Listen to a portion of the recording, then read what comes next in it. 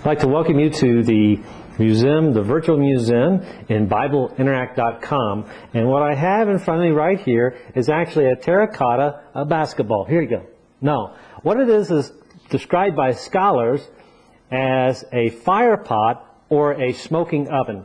And it's described in Genesis chapter 15 in the covenant with Abraham.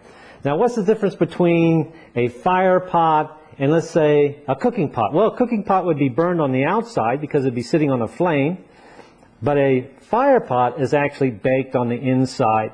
Scholars suggest that many, many years ago, during the time period of Abraham, they would take the hot coals from a fire and place it inside these vessels, and when they moved from place to place, they could have this little starter kit. It's kind of like having a box of matches when you go camping. And this is the way the ancient people could restart a fire. And out of respect for the rest of the clan, they would take the hot coals, put it into the tannoor, and they would pass it around the encampment. So, in respect to the tradition of the time period of Abraham, and we're going to just say scholars suggest that, let's say that I received this tannoor from, let's say, grandmother, grandfather, father, and mother, comes down to my tent, and I would see this, and even if I have my fire started, this would be a symbol that somebody was thinking about me. And they were concerned if I had warmth, and they were concerned if my family had something to eat. And what's interesting about this biblical tannoor, fire pot, is in Genesis chapter 15, when Abraham asked God, well, how am I going to inherit this land? And God says that we will have a covenant. And the covenant is called a blood covenant.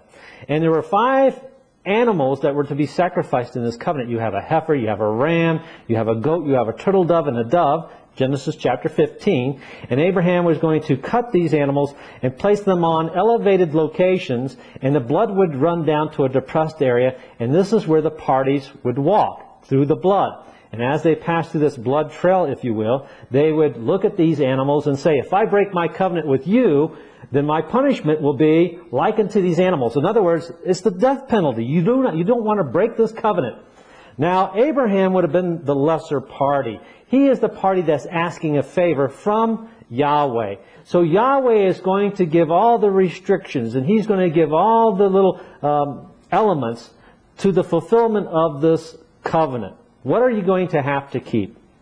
Well, it's kind of like going to a bank and saying, I want to get a loan. Wouldn't it be nice if you wanted to get a loan from a bank and you got to write your own document? That would be great, but that isn't the way it goes. All right? So the bank is going to write all the specifications for a loan, and then you might have to sign it. Now, if you're young, let's say a teenager, maybe in your early 20s, you go to the bank for a loan, and they're going to say, great, you have a job, and we respect that you're going to college, but you don't have enough history. So you're going to take this agreement, and you're going to take it back home and find a co-signer.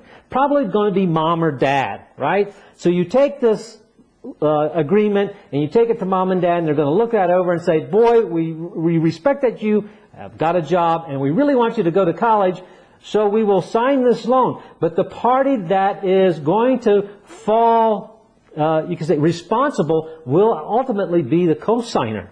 What's interesting about that covenant 15 is that Abraham, in Genesis 15, falls asleep. And it's when he falls asleep that God shows up in a vision. Even though that Abraham was waiting for God to show up all day long, it seems like God shows up when He wants to, not when you and I want Him to show up. Isn't that kind of interesting? It's the same today. We pray with the answers already in our mind, but God shows up, and usually in God's time, it's always better. Abraham expected to walk through this blood trail, and it might cost him his life if he broke this covenant. But in the vision, God showed him a tannoor. And the tannoor passed through the sacrifices. Meaning, in a way, that God wanted to make sure that Abraham and his genealogy would have comfort in the covenant with God by showing a tannoor. Warmth and security. So the first item that God shows Abraham is the biblical tannoor or fire pot.